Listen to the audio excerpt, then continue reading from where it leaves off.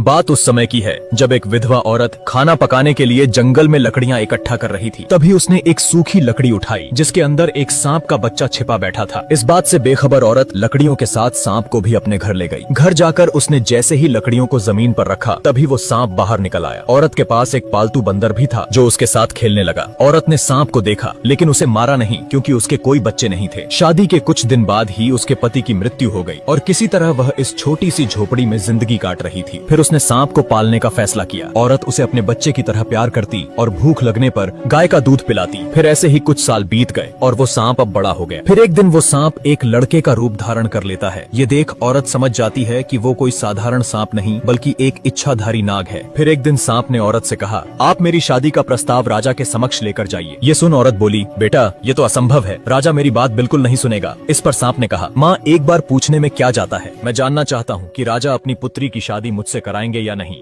औरत बोली, ठीक है बेटा, मैं कल जाऊंगी। फिर अगले दिन वो महल की तरफ निकल पड़ी। थोड़ी देर चलने के बाद औरत महल पहुंच गई। जैसे ही उसने अंदर जाने का प्रयास किया तभी द्वारपालों ने उसे रोकते हुए कहा, आपको अंदर जाने की अनुमति नहीं है। जब तक राजा का आदेश नहीं होता कोई भी व्यक्ति महल के अंदर नहीं जा सकता। औरत बोली, बेटा राजा से बहुत जरूरी बात करनी है, कृपया करके मुझे जाने दें। उसके बार बार आग्रह करने पर द्वारपालों ने उसे महल के अंदर जाने दिया। औरत राजा के पास गई और कहा, मैं अपने बेटे के लिए आपकी पुत्री का हाथ मांगने आई हूँ और मैं ये भी पहले ही सुनिश्चित कर देती हूँ कि मेरा बेटा एक सांप है महाराज। ये सुनते ही राजा क्रोधित हो उठा। फिर सैनिकों ने औरत को घसीटते हुए ले जाकर महल से बाहर फेंक दिया। फिर वह दर्द के मारे कराहने लगी क्योंकि उसका एक हाथ टूट गया था। अब वो खुद को संभालते हुए किसी तरह घर लौटी और सांप बेटे को महल में हुई घटना के बारे में बताया। फिर उसने कहा, माँ तुम अपने हाथ की चिंता मत करो। तभी उसने मणि प्रकट की और बोला, मेरी माँ का हाथ अभी ठीक हो जाए। इतना कहते ही औरत का टूटा हुआ हाथ बिल्कुल पहले जैसा ठीक हो गया। सांप ने अगले दिन भी औरत को महल भेजा। इस बार भी राजा के सिपाही उसे महल से बाहर फेंक देते हैं। वो फिर एक बार जलील होकर और शरीर पर चोट लिए वापस घर लौट जाती है। इस बार भी सांप बेटे ने उसे ठीक कर दिया और एक बार फिर से औरत को महल जाकर राजा से शादी की बात करने के लिए कहा। वो घबरा गई और बोली, बेटे मैं बार बार जलील होने नहीं जा सकती और साथ ही मार पड़ती है सो अलग। माँ बस ये आखिरी बार आप चले जाइए, इसके बाद मैं दोबारा नहीं बोलूंगा जाने को। औरत फिर से एक बार राजा से कहती है, महाराज यहाँ आना मेरी मजबूरी है, बस आखिरी बार मैं आपसे पूछ रही हूँ, क्या राजकुमारी की शादी मेरे सांप बेटे से कराएंगे? फिर राजा ने कुछ देर विचार किया और मुस्कुराते हुए बोला, अगर राजकुमारी को ले जाना है तो अपने बेटे से कह देना, आज से ठीक 2 दिन बाद तुम्हारी झोपड़ी की जगह वहाँ एक विशाल महल होना चाहिए जो हमारे महल से साफ नजर आए और उस महल के सामने 1000 हाथी और 400 घोड़े हमारे स्वागत के लिए खड़े होने चाहिए। राजा की बात सुन वो हैरान रह गई। इस बार सैनिकों ने उसे इज्जत से जाने दिया। इस बात की खुशी औरत के चेहरे पर साफ दिख रही थी। घर जाकर उसने बेटे से कहा, महल और हाथी घोड़े की बात कर रहा था राजा। माँ बस इतनी सी इच्छा है राजा की, ये तो बहुत आसान है, तुम चिंता मत करो, कल सुबह ही इंतजाम हो जाएगा। फिर आधी रात को सांप घर से बाहर निकला और मणि हाथ में लेकर बोला, मेरी ये छोटी सी झोपड़ी एक विशाल महल में बदल जाए और महल के सामने 1000 हाथी सहित 400 घोड़े मेरी सेवा में उपस्थित हो जाएं। इतना बोलते ही जगमगाता हुआ स्वर्ण से बना महल झोपड़ी की जगह खड़ा हो गया और 1000 हाथी सहित 400 घोड़े भी स्वागत के लिए तैयार थे। फिर अगली सुबह राजा को उसकी पत्नी जगाते हुए बोली, उठिए चलकर देखिए बाहर क्या हो रहा है। उसने बाहर जाकर देखा तो स्वर्ग जैसा महल उसके ठीक सामने नजर आ रहा था, जिसे देख राजा की आंखें फटी की फटी रह गईं और उसने अपनी पत्नी से कहा, असंभव, अविश्वसनीय, ये कैसे हो सकता है? रातों रात कोई महल कैसे बनकर तैयार हो गया? क्या ये मेरी आंखों का धोखा तो नहीं? पत्नी बोली, राजन ये कोई आंखों का धोखा नहीं, अपितु एक असली महल हमारे सामने नजर आ रहा है। फिर राजा जोर जोर से रोने लगा और अपनी पत्नी को उस घटना के बारे में बताया। यह सुन पत्नी भी रोने लगी क्योंकि वचन के मुताबिक अब उनकी इकलौती पुत्री को सांप से शादी करनी होगी। दूसरी तरफ सांप तैयार होकर राजकुमारी से शादी करने के लिए घर से निकल पड़ा और साथ ही हाथी घोड़े की बारात भी पीछे पीछे चल रही थी। राजकुमारी ने भी बिना चेहरा देखे उससे शादी कर ली। फिर राजा ने भारी मन से अपनी बेटी को विदा किया। फिर जैसे ही वो अपनी पत्नी को देखने के लिए कमरे में दाखिल होता है कि तभी उसका आधा शरीर सांप जैसा देख राजकुमारी घबरा गई और चिल्लाते हुए बाहर की तरफ भागी। फिर चारों तरफ एक दिव्य रोशनी का प्रकाश फैल गया और सांप रूप बदलकर अपने वास्तविक शरीर को धारण कर लेता है, जो कि एक बेहद ही सुंदर युवक लग रहा था। इस रूप में राजकुमारी सांप को देखकर हैरान रह गई। फिर उसने राजकुमारी से कहा, अभी जो हुआ इस घटना को तुम्हें गुप्त रखना है, ये किसी को मत बताना कि रात को मैं मनुष्य का रूप धारण कर सकता हूँ। फिर राजकुमारी ने इसका कारण पूछा। मुझे श्राप मिला है और उसके मुताबिक मेरी पत्नी ने अगर किसी को मेरी सच्चाई बता दी तो मुझे किसी अज्ञात जगह पर कैद कर दिया जाएगा और मैं इस संसार से हमेशा के लिए गायब हो जाऊंगा। राजकुमारी सहमति जताते हुए कहती है, ठीक है, मैं ये बात किसी को नहीं कहूंगी, मगर मैं तुम्हें किस नाम से पुकारूं? देव,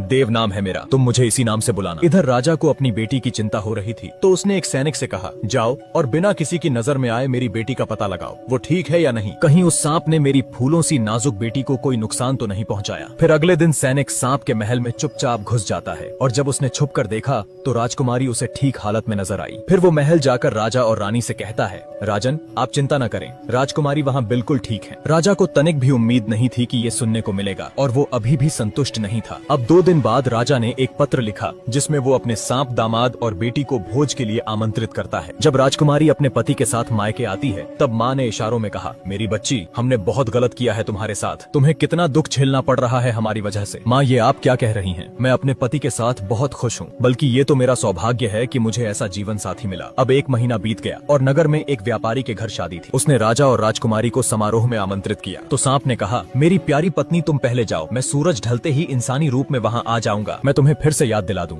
ये बात किसी से कहना नहीं कि मैं दिन में सांप और रात में एक मनुष्य का रूप ले सकता हूँ, इस बात का ध्यान रहे, नहीं तो तुम्हें पता है कि इसका अंजाम क्या होगा मेरे साथ। पति के कहे अनुसार राजकुमारी उस भव्य समारोह में अकेले ही चली जाती है। अब सूरज ढलते ही सांप ने अपना रूप बदला और वह भी निकल पड़ा। फिर जैसे ही वो समारोह में पहुंचता है उसके चेहरे का तेज देखकर लोगों की आंखें खुली की खुली रह गईं। सबके मन में बस एक ही विचार चल रहा था कि इतना सुंदर युवक आखिर कौन है। इधर राजकुमारी बैठी अपने पति को देख रही थी कि तभी उसकी माँ वहाँ आकर बोली, बेटी तुमने देखा ना कितना सुंदर युवक है। सबकी निगाहें बस उसी पर टिकी हैं। काश दामाद जी सांप ना होकर ऐसा ही कोई सुंदर युवक होते। माँ की बात उसे कांटे की तरह चुभी और क्रोधित होकर राजकुमारी बोली, माँ